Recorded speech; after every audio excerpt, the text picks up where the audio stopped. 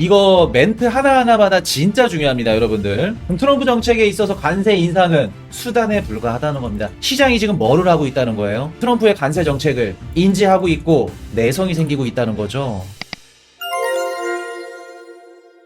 저번 주 금요일 날 고용보고서 발표가 됐고 14만 3천 건 예상치보다 살짝 낮게 나왔고 실업률은 4.0 좋게 나왔습니다. 좋게 나왔는데 여기서 이제 시장이 살짝 걱정했던 부분이 뭐냐면 경제활동 참여율도 높았고 노동시장이 비교적 강했어요. 여기까지는 좋은데 이렇게 되면 금리 인하 멀어지는 거 아닌가? 지금 시장에서 원하고 바라는 게 금리 인하인데 고용지표가 아직까지 이렇게 좋다 그러면 금리 인하 멀어지지 않을까? 실제로 CME 금리 인하 기대감이 떨어졌죠. 그것보다도 더 시장을 조금 영향을 줬던 게 뭐냐면 임금 상승률. 시간당 임금 상승률이 살짝 올라가면서 야 물가도 튀고 금리 인하도 멀어지면 이거 좋지 않겠는데?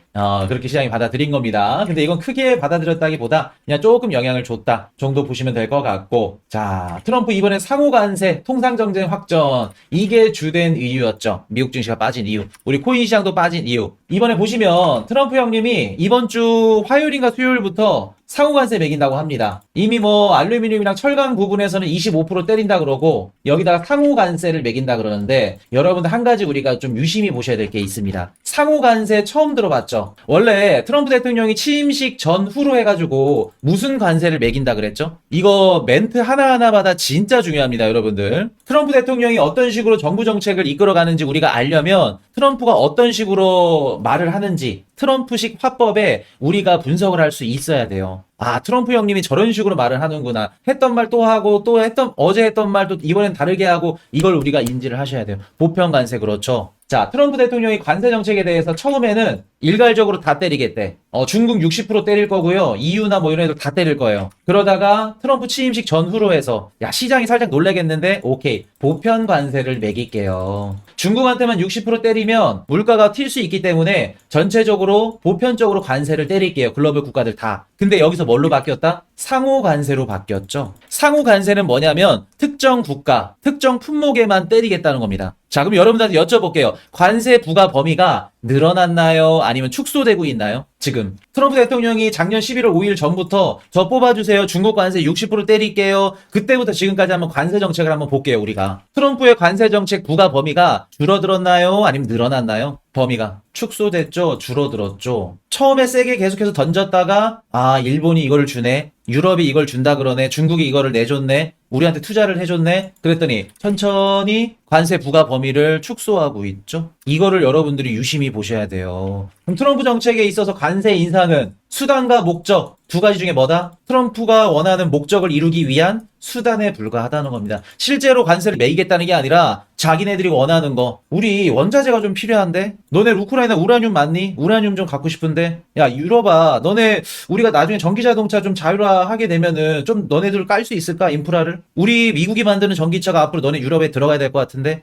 일본아, 너네 내 미국 국채 좀 사줄래? 목적을 위한 수단에 불과하죠. 이거를 우리가 알고 계셔야 된다는 거예요. 트럼프의 관세 인상 정책은 관세 인상이 주된 이유가 아니라고요. 목적이 아니라고요. 그래서 이렇게 보시면 지금 당장 시장이 조금 흔들려. 처음에 캐나다, 멕시코 25% 터뜨렸을 때 시장이 쭉 빠졌죠. 그리고 나서 중국 10% 터뜨렸을 때 캐나다, 멕시코 때보다는 적게 빠졌습니다. 지금 이번에 상호관세 매긴다 그러죠. 중국 빠졌을 때보다 적게 떨어졌죠. 시장이 지금 뭐를 하고 있다는 거예요? 트럼프의 관세 정책을 인지하고 있고 그리고 내성이 생기고 있다는 거죠. 이해되셨나요? 이게 중요해요, 여러분들. 요거 키포인트입니다. 이거를 알고 가셔야 돼요. 그리고 트럼프식 화법이 어떤 식으로 진행이 되는지 이거 중요하고요. 미시간대 2월달 소비자 심리지수 예비치 67.8, 예상치 71.1 저번 주에 발표된 지표인데 요것도 살짝 영향을 줬죠. 시장에서 지금 단기 인플레이션이 올라갈 걸로 예상을 하고 있고 요게 시장에 영향을 주고 있습니다.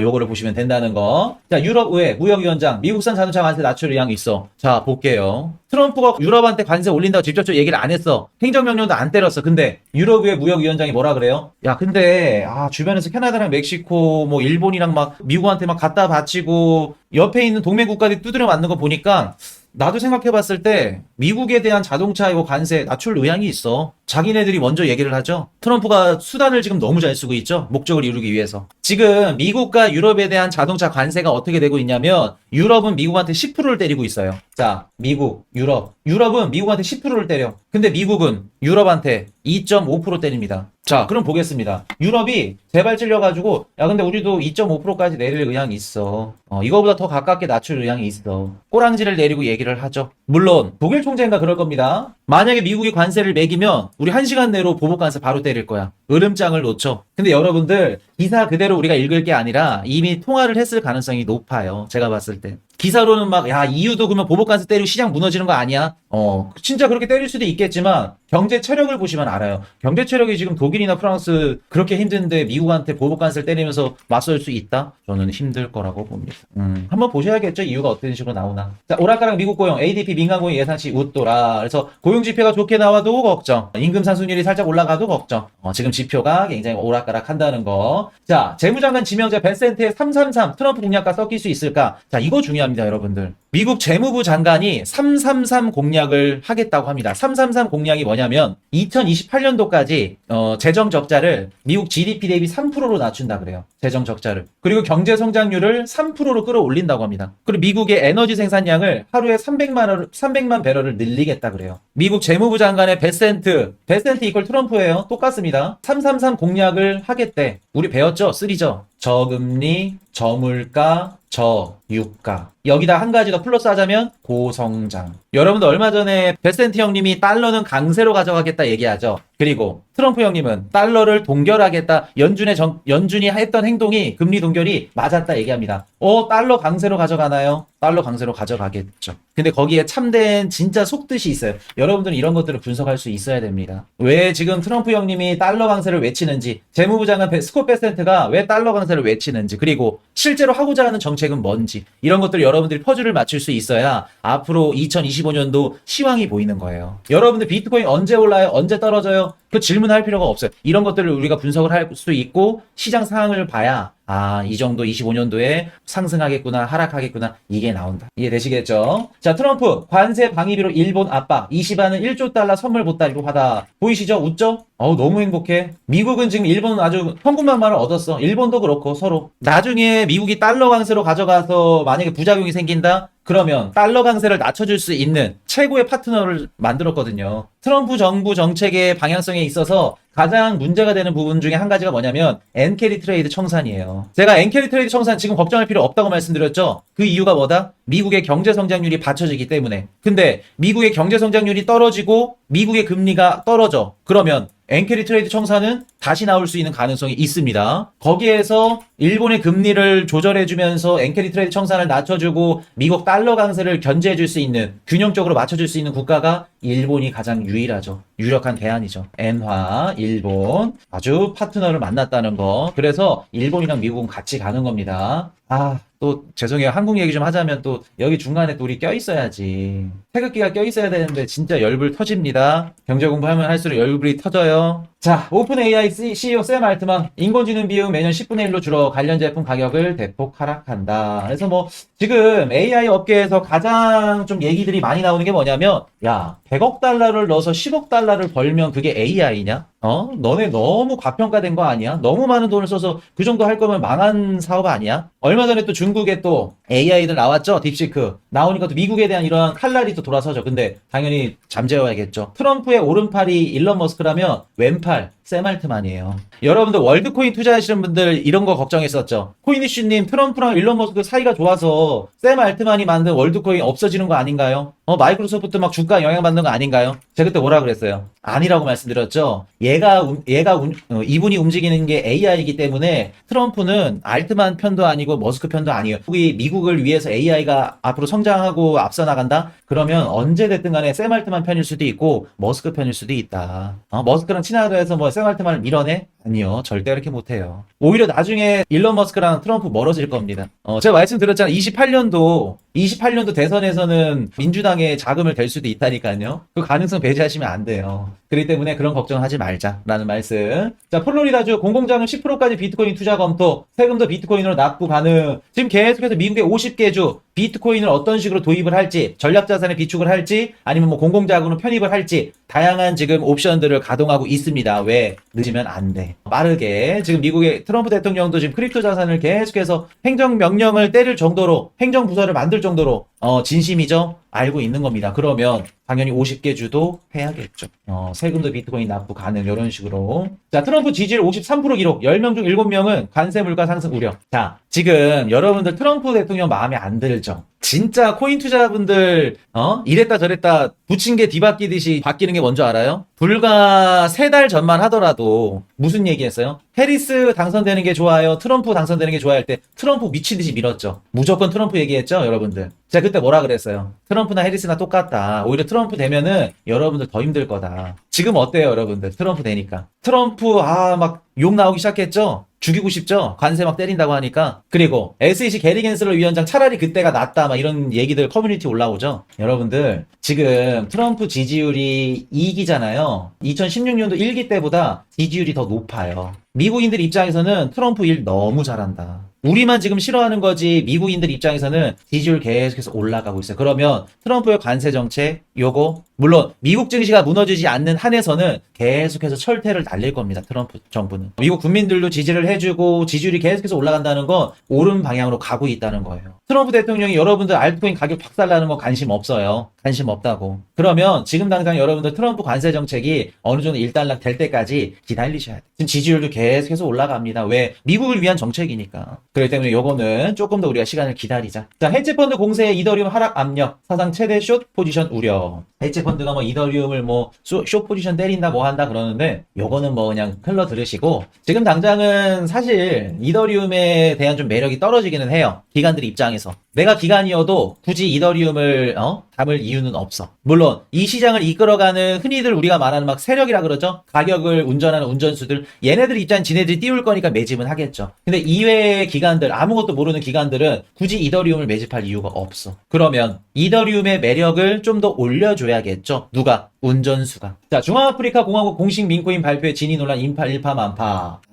이제 하다못해 국가가 코인을 발행했어. 중앙아프리카 공화국이 밈코인을 발행했습니다. 시가총액이 뭐 8억 7천만 달러 돌파했다가 지금도 뭐 급하게 폭락이 나오고 있던데, 이런 거를 보면서 한 가지 느낀 게 뭐냐면, 야, 밈코인들이 진짜, 이 밈코인도 마찬가지고 이제는 알트코인들이 살아남기 조금 힘들어지겠구나. 트럼프 밈코인도 발행되고 막 유명인 코인들도 발행되면은 이제는 우리가 진짜 잘 골라야 되는구나. 우리가 골랐던 코인들의 매력이 있거나 아니면 뭐 VC가 붙어가지고 그냥 주구장창 말아 올리거나 그런 코인들 아니면 살아남기 힘들겠구나. 진짜 이제 알트코인으로 돈 버는 세상이 힘들어지겠구나 라는 생각이 들더라고요. 계속해서 여러분들이 알트코인에 진짜 선택을 잘해야겠다 라는 생각이 들어요. 그래서 제가 알트불장 강의를 낸 거고, 물론 지금 그 해당 코인들이 가격이 지금 하락폭이 크죠. 근데 그 코인들만 하락폭이 큰 게 아니라 다른 코인들도 같이 빠졌습니다. 그래서 우리가 진짜 시험대는 언제냐면 알트가 본격적으로 상승이 돌아왔을 때, 도래했을 때, 본격적으로 올라갔을 때 거기에 들어가 있는 코인들도 본격적으로 오르는지 그거를 보셔야겠죠.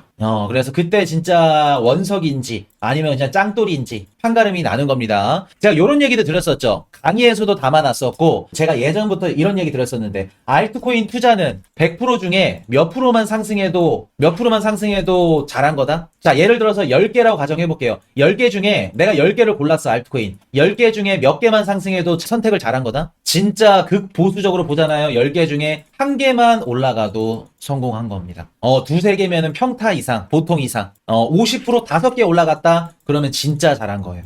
그렇게 보시면 됩니다. 여러분들. 10개 투자했는데 1개밖에 안 올랐어. 대신 1개 상승률이 막 1000%, 2000% 넘어. 그러면 성공한 거예요. 왜? 9개가 올라가지 못하고 무너져도 그 중에 하나는 뭐 원금도 회복했을 거고 조금 적게 오른 거, 뭐 10% 20% 오른 것도 있을 거야. 이런 것들 다 감안해도 1개가 막 크게 높게 올라간다? 그러면 어떻다? 성공한 거다. 근데 그게 10개 중에 2-3개 올라갔다? 그러면 진짜 성공한 겁니다. 알트코인은. 여러분들 알트코인 10개 담았다 그래서 10개 다 올라간다고 생각하시면 안 돼요. 최소 못해도 10개 중에 5개면은 진짜 대박인 거고, 10개 중에 2-3개만 올라가도 진짜 성공한 거다라고 생각을 하시면 됩니다. 이해되셨죠? 그만큼 알트코인이 우리가 선정하기도 어렵고 올라가기가 힘들어요. 그래서 알트코인 투자가 위험하고 어려운 겁니다. 그래서 제가 항상 말씀드리죠. 포트폴리오의 50에서 70은 비트 담고 나머지 알트코인 30% 최대 많아도 비중 조절을 해야 된다 말씀을 드렸었죠. 30%다 10개 중에 10개 뽑기 못해도 나머지 50에서 70% 비트코인이 수익을 내주니까 상세를 시켜버리죠. 평준화를. 이해되셨어요, 여러분들? 요 얘기는 제가 수도 없이 지겹게 해드렸었잖아요, 요거는. 이제 처음 들으신 분들은 막 놀랐어? 알트코인 그냥 투자하면 다 돈 버는 줄 알았어요? 쉬운 줄 알았어요? 그렇게 생각했어요? 알트코인 투자는 쉽지 않아요, 여러분들.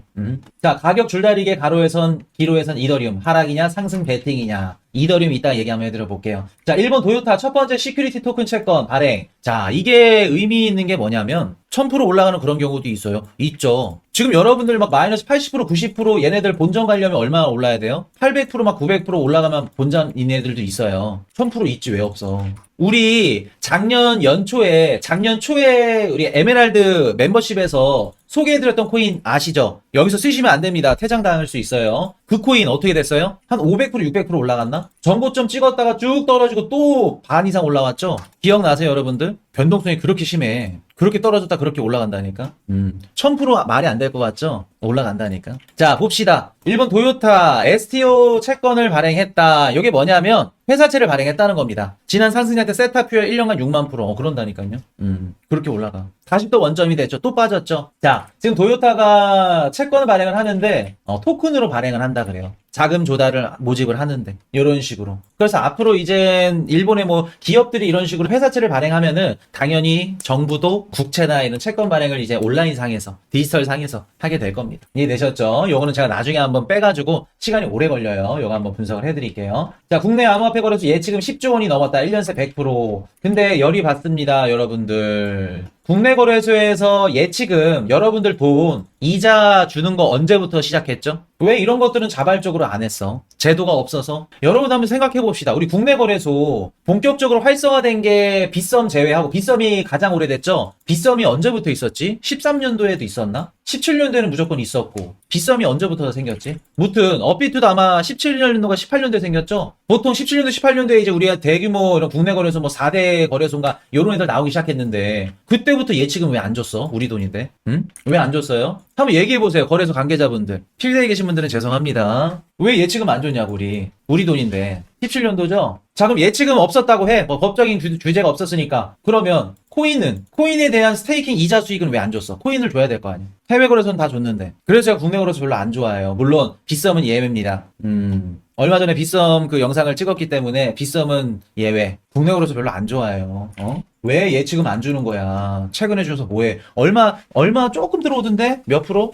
코인 이자도 지금까지 코인 이자는 다 주세요. VC 올해 암호화폐 업계 간 대규모 M&A 증가. 잘 볼게요, 여러분들. 25년도 26, 27, 28 앞으로 다음 상승장 사이클에서 제가 이번 이 섹터는 상승 섹터에 포함될 가능성이 높습니다 라고 말씀을 드렸었는데 이게 뭘까? 기억하시는 분, 특강 들으신 분들 복습. 여러분들 다음 상승장 사이클에서는요 RWA도 있고 뭐 밈도 있고 AI도 있지만 이게 많이 성장할 겁니다. 뭐라고 말씀드렸죠? 특강 들으신 분들, 우리 ICO, IPO, 뭐 IPO도 뭐 비슷하다. IPO는 이제 그 주식시장 정확한 규제가 있는 상태에서 IPO, 뭐 시가총액이 얼마 이상 된다던가 이러한 규제가 있는 게 IPO고, ICO는 코인에서. 근데 이제 ICO도 우리도 규제가 있을 겁니다. 시가총액이 얼마나 되고 직원들 뭐 숫자가 몇 명이 되고 예를 들어서 뭐 그런 식으로 거래량이 얼마나 활성화되고 이런 식으로 정확한 규제가 있는 ICO 코인들이 나올 거다. 자, 그럼 볼게요. ICO 코인이 나온다는 건 M&A 역시 활발하게 증가한다는 얘기겠죠. 새로 나온 코인들이 있으면 기존에 있는 레거시 금융권들이 아니면 대기업들이 야, 체인링크 일 잘하던데? 도지코인 너무 귀엽던데? 이더리움, 비탈릭 구텐이 너무 잘생겼던데? 기존에 있는 코인을 인수하려고 하는 이런 움직임이 있겠죠, M&A가. 자, 근데 볼게요. VC가 올해 암호화폐 업계 간 대규모 M&A가 증가할 거래. 뭐를 의미할까요, 여러분들? 저는 이 기사가 긍정적인 기사일까라고 보지 않는데, ICO가 활발해지고 대규모 M&A가 증가하려면 우리 암호화폐 시장이 어떻게 돼야 될까? 저는 아마도 이번 우리 암호화폐 상승장의 시즌 종료의 트리거가 되는 시즌 종료의 이유는 뭐 거시경제일 가능성이 매우 높겠지만 우리 내부 시장으로만 보자고 하자면 VC들의 인수, 기존의 월가에 있는 금융권들 아니면 대기업들 얘네들이 암호화폐 시장에 들어올 때, 진입할 때, 왜 싸게 주어야겠죠. 여러분들 체인링크 사고 싶어. 회사를 인수하고 싶어. 비트코인 막 미친 듯이 올라가고 막 알트코인 불장 오는데 체인링크 인수할 수 있어요? 인수는 할 수 있겠죠. 근데 비싸게 인수하겠죠. 반면에 암호화폐 시장 또 끝났다. FTX 거래소 파산 사태 똑같이 터졌어. 체인링크 헐값에 가져가야겠죠. 쌀 때 사야지. 아마 요게 우리 시즌 종료의 트리거가 되지 않을까라는 생각. 자, USDC 시총 562억 달러 돌파 사상 최대치다. 자, 이렇게 보시면은 USDC 시가총액이 계속해서 올라가고 있습니다. 요거는 한 가지 우리가 알 수 있는 게, 우리 암호화폐 카지노에 들어오는 게임을 할 수 있는 자금들이 들어오는구나. 알트코인을 투자할 수 있는 자금들이 들어오는거나 라고 보시면 됩니다. 누구? 어떤 플레이어? USDC면 카지노에 미국 선수들, 미국 플레이어들이 지금 많이 몰렸구나. 미국계 자금들이 본격적으로 들어오기 시작했구나. 요거 보시면 되겠죠. 사상 최대치라고 합니다. 그럼 USDT는 반면에 줄었냐? 아니요. USDT도 조금씩 올라가고 있어요. 그 뜻은 우리 암호화폐 시장의 유동성이 계속해서 들어오고 있구나.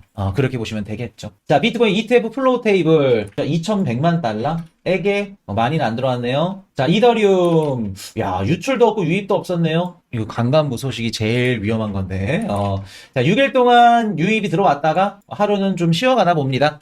유출 유입이 없었다는 거. 자, 일정 한번 짚어드릴게요. 2월 12일 미국 CPI 발표됩니다. 이거 중요해요. 가장 중요한 지표 중에 한 가지가 미국 CPI입니다. 이거는 여러분들 조금 긴장하셔도 돼요. 예상치보다 살짝 높게 나올 수 있다. 왜냐면 지금 식량 가격이 조금 올라갔고 달걀 가격도 올라가면서 전체적으로 조금 또 트럼프가 관세 때린다니까 미국인들이 소비를 지금 몰아서 하기 시작했어. 소비가 높아지면 당연히 물가도 단기적으로 올라가겠죠. 그래서 뭐 에너지 가격은 뭐 비슷한데 에너지 상품들 가격이 또 올라갈 수 있기 때문에 이런 부분들이 미국 CPI에 좀 영향을 줄 수 있다. 그래서 12일 날 여러분들 우리 방송하는 날이네. 이번 주 수요일 날 내일 모레 그때 보시면 될 거예요. 다시 한번 또 한번 짚어드릴게요. 아마 시장이 살짝 놀랄 수도 있을 것 같다라는 말씀. 자, 13일 날 신규 실업상 청구 건수 요거 발표가 되고요. 13일 날 생산자 물가지수, 신규 실업상 청구 건수보다 생산자 물가지수가 중요하죠. PPI. 요게 높게 나오면 말일 날 발표되는 근원개인 소비지수 이것도 살짝 높을 수 있습니다. 그렇기 때문에 12일 CPI, 13일 PPI 물가지표 중요하다. 소매 판매 좋게 나오겠죠. 소비 좋으니까. 그리고 유로존 CPI, 신규주택 판매, 2월 20일 미국 국내 총생산 GDP,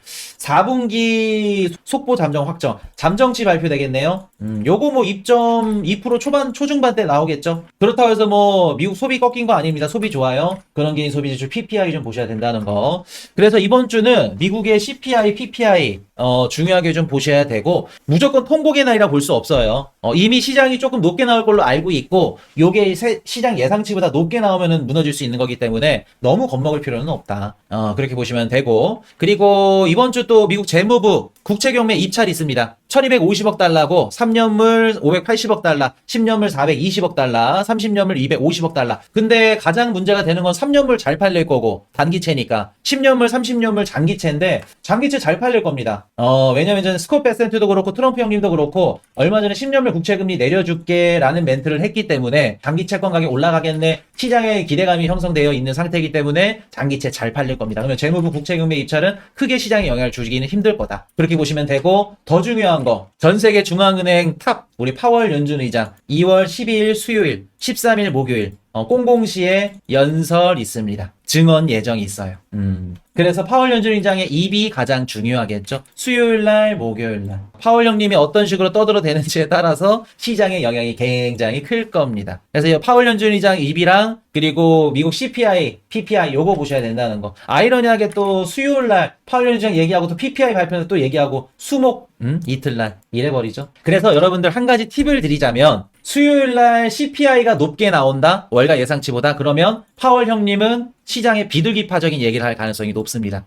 시장의 완화적인 이러한 얘기를 해줄 가능성이 높아요. 만약에 PPI도 마찬가지고 그래서 CPI나 PPI가 조금 안 좋게 나와 그러면 파월 연준 의장이 조금 비둘기파적인 얘기를 해주면서 자기가 하고 있는 그 말 스탠스를 계속해서 이어나갈 거예요. 근데 만약에 이게 괜찮다 그러면 자기가 하던 대로 좀 매파적인 스탠스를 비추겠죠. 그래서 이렇게 보시면 된다는 거 한번 봅시다. 수요일날 목요일날